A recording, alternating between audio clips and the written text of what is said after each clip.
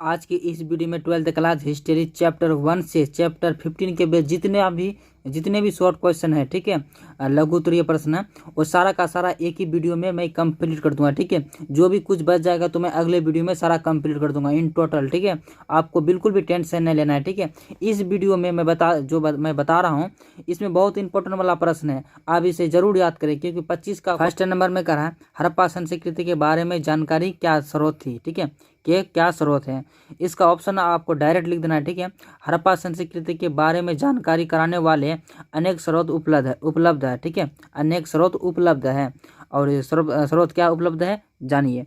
देखिए, सर्वप्रथम हड़प्पा एवं मोहनजोदड़ो जैसी विभिन्न नगरों में खुदाई के प्राप्त विभिन्न भवनों एवं गलियों, बाजारों, ठीक है, बाजारों, महामिला, स्नानगारों आदि के अवशेष हड़प्पा संस्कृति के बारे में प्रकाश डालते हैं।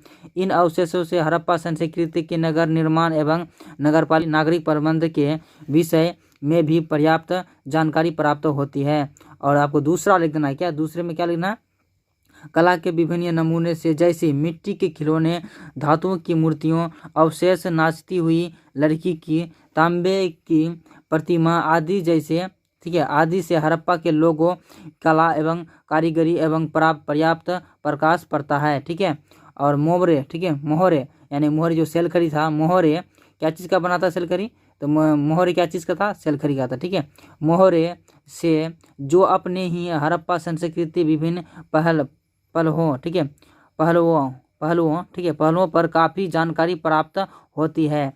इनसे हड़प्पा संस्कृति से संबंधित लोगों के धर्म, पशु पक्षियों एवं पेड़ पौधे तथा लिपि को उपस्थित जैसे, ठीक है, उपस्थित यह अनुमान लगाया जाता है, ठीक है, लगाया जाता है कि हड़प्पा के लोग पढ़े लिखे थे। हड़प्पा के लोग क्या थे, पढ़े लिखे थे। इस लिपि के पढ़े जाने पर बाद में इनके संबंध कई महत्वपूर्ण जानकारी प्राप्त होगी। ठीक है, वहाँ के जो लिपि था वो बहुत ही महत्वपूर्ण लिपि था। अगर उसे अभी तक तो कोई नहीं पढ़ पाया है, अगर कोई पढ़ लेता तो उसमें जो भी वगैरह सोना वगैरह जो भी होगा उसमें एक रहस्य था।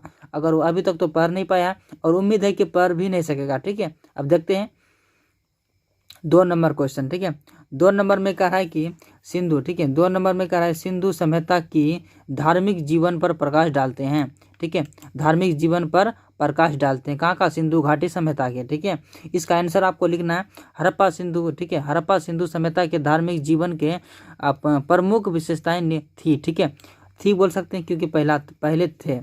और इसका धार्मिक क्या विशेषताएं थी, यह एक मातृ देवी की पूजा करते थे। ठीक है, वहाँ के जो लोग थे मातृ देवी की पूजा करते थे।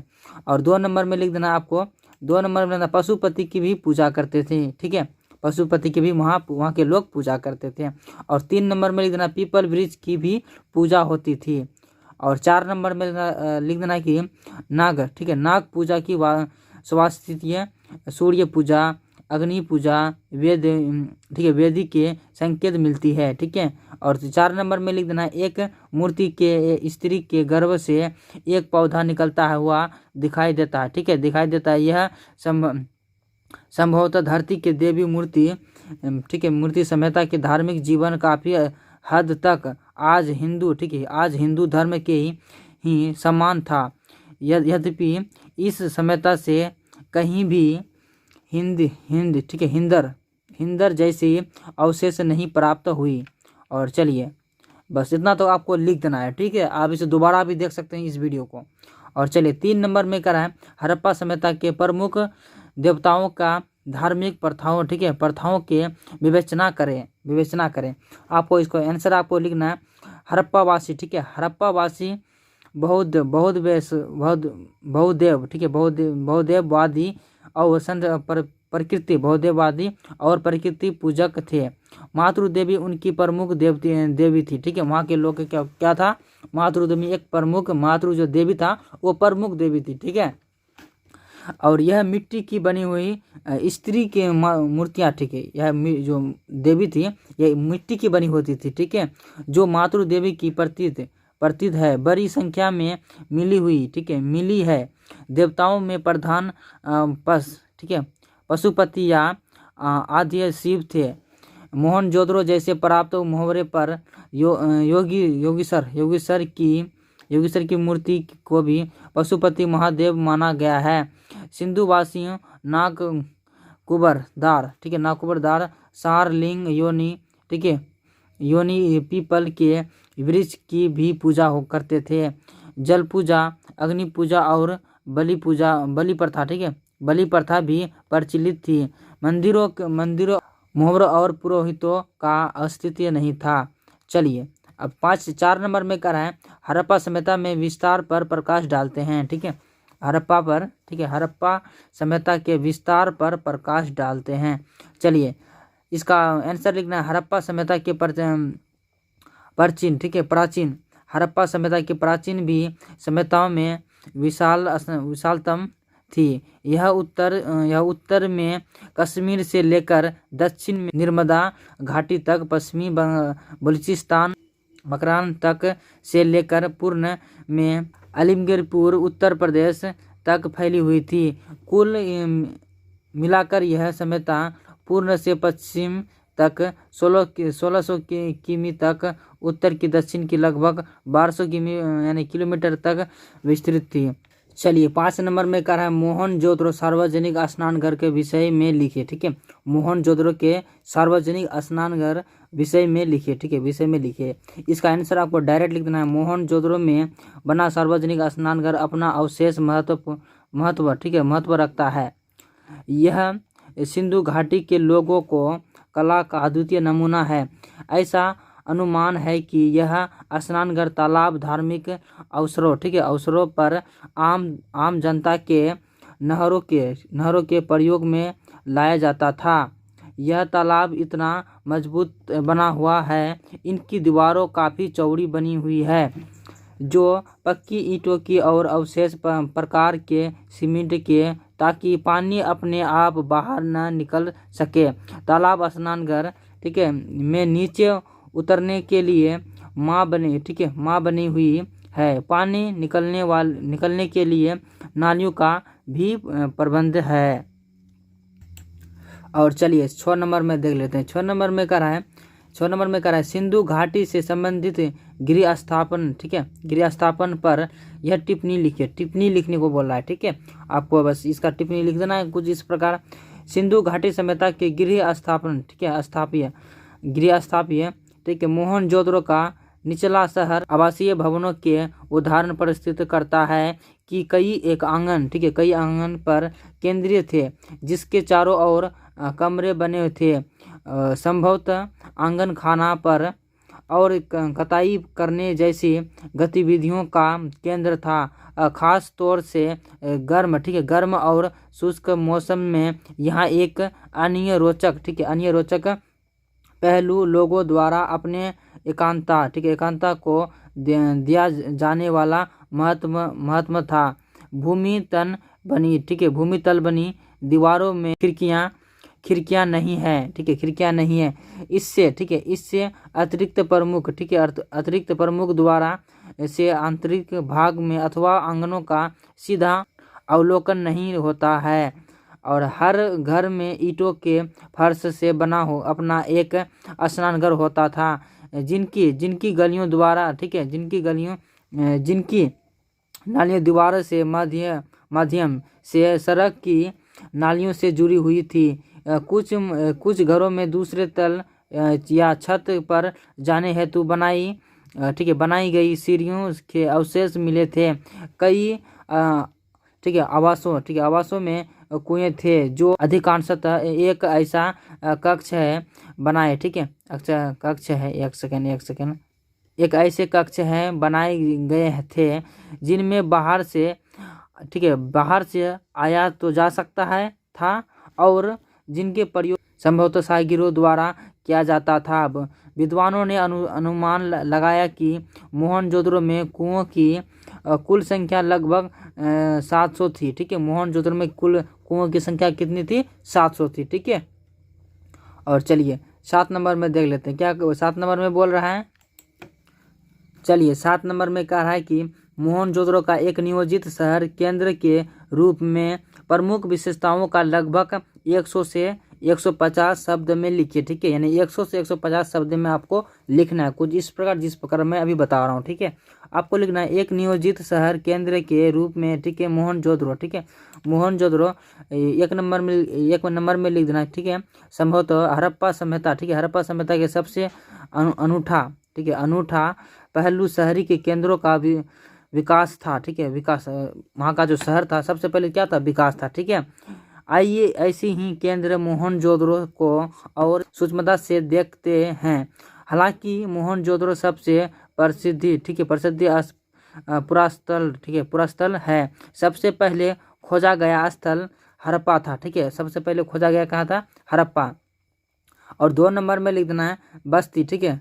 बस्ती 2 भागों में विभाजित है, एक छोटा लेकिन ऊंचाई पर बनाया गया, ठीक है, ऊंचाई पर बनाया गया है, और दूसरा कहीं अधिक खड़ा लेकिन नीचे बनाया गया था। पुराहित के लिए इन्हें प्रश्न, ठीक है, क्रमशः दुर्ग और निचला शहर, ठीक है, निचला शहर का नाम दिया है। दुर्ग, ठीक है, दुर्ग और दीवारों से घेरा गया था। और 3 नंबर में लिख देना है निचला शहर भी दीवारों से घेरा गया था। और ऐसे ही अतिरिक्त कई भवनों के ऊंचे, ठीक है, ऊंचे चबूतरों पर बनाया गया था जो निम्न का कार्य करते थे। अनुमान लगाया गया था कि यदि एक मिश्रित, ठीक है, श्रमिक प्रतिदिन 1 घनीय मीटर मिट्टी ढोता होगा तो मात्र आधारों को बनाने में, ठीक है, बनाने के लिए 40 लाख प्रश्न दीवारों, ठीक है, 40 लाख प्रश्न दिवसों अर्थात बहुत बड़े पैमानों पर श्रम की आवश्यकता पड़ी होगी। और 4 नंबर में लिख देना कि शहर का सारा भवन निर्माण कार्य, ठीक है, निर्माण कार्य चबूतरों एक निश्चित क्षेत्र में, ठीक है, निश्चित क्षेत्र तक सीमित था।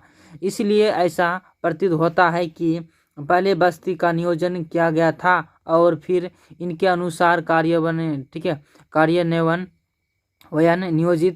नियोजन के अन्य लक्षणों से, ठीक है, लक्षणों से ईंट शामिल है जो धूप में सुखाकर अथवा मिट्टी, ठीक है, सॉरी मिट्टी नहीं, भट्टी में पकाकर, भट्टा जिसे बोलते हैं, भट्टी में पकाकर बनाई गई थी हो। एक निश्चित अनुपात की होती है थी, जहां लंबाई और चौड़ाई ऊंचाई की क्रमशः 4 दुगुनी, ठीक है, दुगुनी और दगना, ठीक है, दखनी होती थी।